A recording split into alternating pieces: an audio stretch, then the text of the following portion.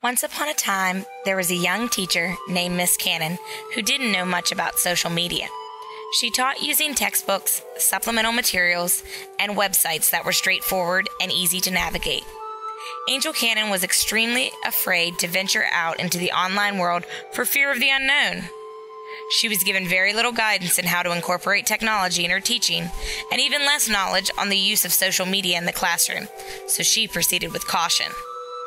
With many questions in mind, Angel began attending workshops and seminars, hoping to find some support and new ideas. But in the end, they still fell short in her hopes to do more with her students. She finally decided that she couldn't wait for help any longer. She would have to jump in feet first and learn on her own terms at whatever speed that she felt comfortable with. She began with a simple thought: what do I already know how to do on my own? She was a lover of Facebook and enjoyed posting about what was going on in her life and reading about her friends' lives as well. She spent many an hour or two making comments, liking statuses, looking at movie links or pictures that were taken by everyone she knows. Angel also had a Xanga, where she journaled about her daily life, thoughts, and feelings.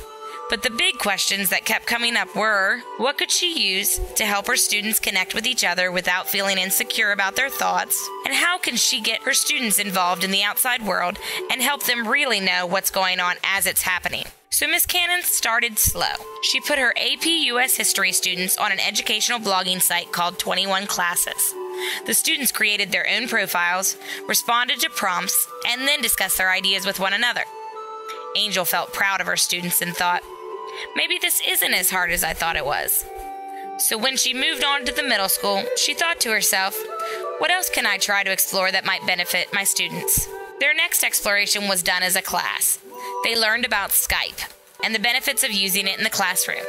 Their very first Skype session was an exciting one, and with a very important West Virginian, our very own Secretary of State, Natalie Tennant. Miss Cannon came to the realization that she would need to learn more for herself before she would have a great enough understanding to make it meaningful for all her students. Angel then took a deeper interest in technology and the possibilities of social media for both personal and educational use.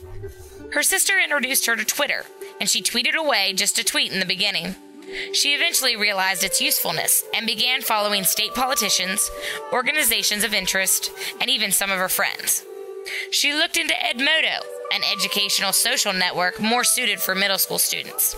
She found Pinterest and explored the boards of others and saw recipe ideas, room designs, and crafts. Miss Cannon played on YouTube and found that in the mix of all the craziness, there were some videos that could teach and had potential in her eyes.